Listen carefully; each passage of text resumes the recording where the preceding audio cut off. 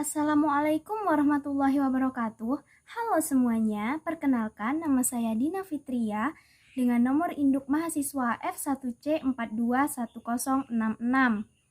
Saya adalah mahasiswi Prodi Biologi, Fakultas Sains dan Teknologi, Universitas Jambi. Nah, teman-teman di sini pasti pernah bertanya-tanya kan, apa sih yang dimaksud dengan energi itu? Atau bertanya begini, kenapa ya energi sangat penting untuk kehidupan kita? Nah, berbicara tentang energi nih, pasti kita sering dengar kan, energi, gerak, dan juga kerja. Apa sih hubungan antara ketiganya? Jadi, kita akan bahas satu persatu di video ini. Simak videonya baik-baik ya teman-teman. Oke, berbicara tentang energi nih, apa sih yang dimaksud dengan energi dalam bidang fisika? Nah, dalam bidang fisika, energi adalah kemampuan untuk melakukan kerja. Misalnya nih, untuk energi listrik dan mekanik. Terus, energi itu adalah daya atau kekuatan yang dapat digunakan untuk melakukan berbagai proses kegiatan. Energi adalah kuantitas yang dilestarikan karena berbagai kekuatan seperti gravitasi, listrik, panas, dan lainnya. Energi memiliki berbagai bentuk. Energi dapat dikelompokkan ke dalam dua kategori utama, yaitu energi kinetik dan energi potensial. Meskipun energi itu ternyata terdapat dalam berbagai bentuk loh guys, seperti energi potensial, energi kinetik, energi termal, energi listrik, dan kimia, nuklir, dan lain-lain deh. Banyak banget kan? Biar lebih paham, mari kita bahas satu-satu ya. Nah, kita langsung saja ke jenis-jenis energi ya guys. Jadi sumber energi yang paling besar yaitu berasal dari matahari. Kenapa begitu? Karena matahari memberikan banyak manfaat untuk makhluk hidup di bumi. Selain matahari, ada juga nih beberapa energi alternatif. Di antaranya ada energi panas atau kalor. Nah, energi panas atau kalor ini adalah energi yang terjadi akibat dari pergerakan internal partikel penyusun di suatu benda. Energi ini dapat dipindahkan ke partikel yang suhunya lebih rendah dengan 3 cara, yaitu dengan cara konveksi, konduksi, dan radiasi. Nah, tadi disebutkan bahwa matahari merupakan energi yang terbesar yang ada di muka bumi. Nah, energi yang berasal dari matahari ini termasuk ke dalam energi panas atau kalor.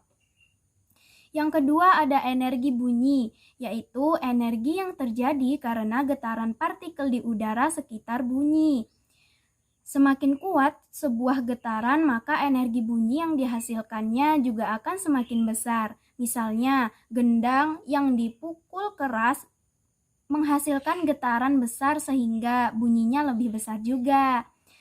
Nah, selanjutnya ada energi mekanik. Energi mekanik adalah energi yang terdapat pada benda yang bergerak. Jenis energi ini dapat dibagi menjadi dua, yaitu energi potensial dan energi kinetik.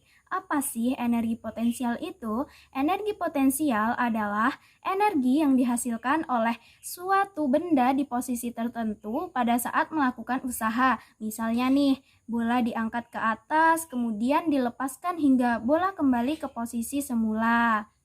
Lalu yang kedua ada energi kinetik. Energi kinetik adalah energi yang dihasilkan suatu benda karena pergerakannya. Semakin tinggi kecepatan suatu benda, maka energi kinetiknya juga akan semakin besar. Misalnya, mobil yang melaju dengan kencangnya menghasilkan energi kinetik yang besar pula. Energi kinetik adalah energi yang dimiliki oleh suatu benda yang bergerak atau berpindah. Benda diam tidak memiliki energi kinetik, namun memiliki energi potensial, yang dimana jika benda tersebut bergerak, energi potensial berubah menjadi energi kinetik. Jenis-jenis energi yang selanjutnya yaitu energi cahaya. Energi cahaya adalah energi yang dihasilkan oleh gelombang elektromagnetik, misalnya cahaya lampu pijar yang dihasilkan dari energi listrik. Energi kimia. Energi kimia adalah energi yang terjadi karena adanya interaksi secara kimia dari sebuah reaksi kimia. Misalnya, seperti reaksi kimia yang terjadi di tubuh manusia pada saat mencerna makanan yang masuk ke usus dan lambung. Yang selanjutnya yaitu energi nuklir, yaitu energi yang dihasilkan dari reaksi inti yang terdapat pada bahan radioaktif. Nah, yang terakhir ada energi listrik. Energi listrik adalah energi yang diciptakan dan dihasilkan dari muatan listrik yang bergerak dengan cara melewati kabel tembaga. Energi ini merupakan energi yang paling dibutuhkan oleh manusia karena dapat digunakan untuk menjalankan beragam peralatan yang membantu kehidupan manusia.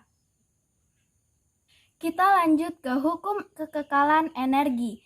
Energi tidak dapat diciptakan atau dihancurkan, tetapi hanya diubah dari satu bentuk ke bentuk lainnya. Prinsip ini dikenal sebagai konservasi energi atau hukum pertama termodinamika.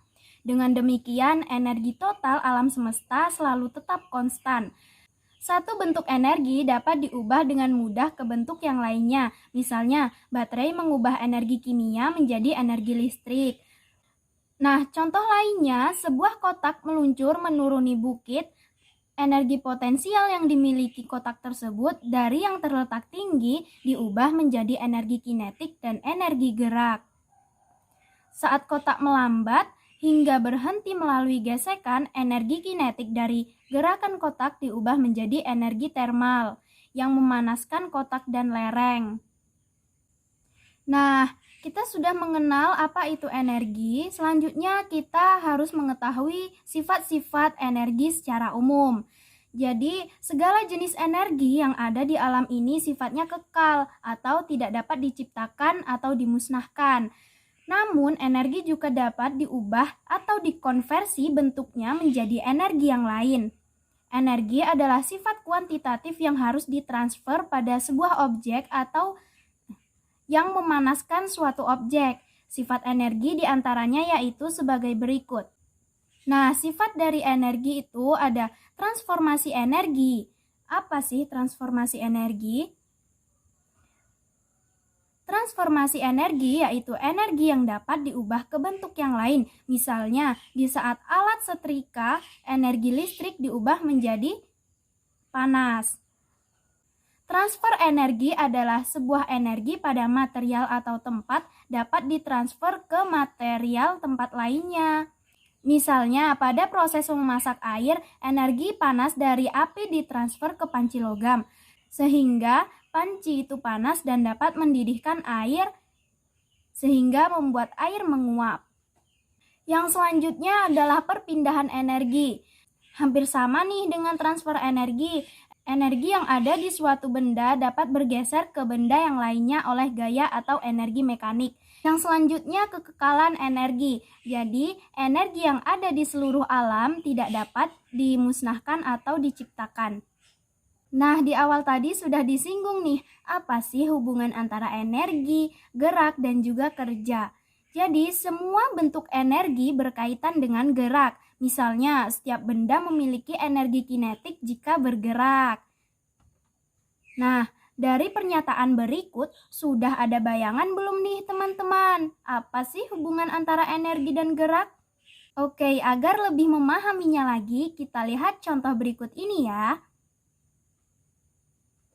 Alat yang dikencangkan seperti busur atau pegas, meskipun dalam keadaan diam, memiliki potensi untuk menciptakan gerakan.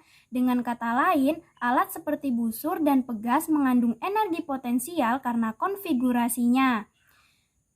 Demikian pula dengan energi nuklir. Energi nuklir adalah energi potensial karena dihasilkan dari konfigurasi partikel-partikel subatom di dalam inti atom. Suatu energi dalam sistem satuan internasional atau SI, International System of Units. Satuan unit energi adalah joule. 1 joule sama dengan pekerjaan yang dilakukan oleh gaya Newton yang bekerja pada jarak 1 meter. Sedangkan di angkasa, energi tidak memiliki arah dan karenanya dianggap sebagai kuantitas skalar. Oke, selanjutnya kita ke pengertian kerja. Dalam fisika, kerja atau usaha diartikan sebagai hasil perkalian antara gaya yang bekerja pada suatu benda dengan jarak perpindahan benda tersebut. Kemampuan melakukan usaha dikatakan bekerja apabila sebuah gaya menyebabkan benda tersebut bergerak searah dengan arah gaya tersebut. Lalu bagaimana ya guys kalau misalnya kita mendorong meja yang besar, kemudian meja itu tidak bergerak sama sekali? Apakah kita disebut bekerja? Mau tahu jawabannya? Yuk perhatikan ini. Jadi teman-teman, jika kita mendorong meja yang besar tetapi meja itu tetap diam atau tidak bergerak sama sekali, apakah artinya kita melakukan kerja? Tentu saja tidak, karena seseorang dikatakan melakukan kerja apabila sebuah gaya menyebabkan benda tersebut bergerak searah dengan arah gaya tersebut. Nah, sebaliknya nih, apabila benda tersebut tidak bergerak meski telah diberi gaya yang besar, maka hal demikian tidak dapat dikatakan sebagai bekerja atau melakukan usaha.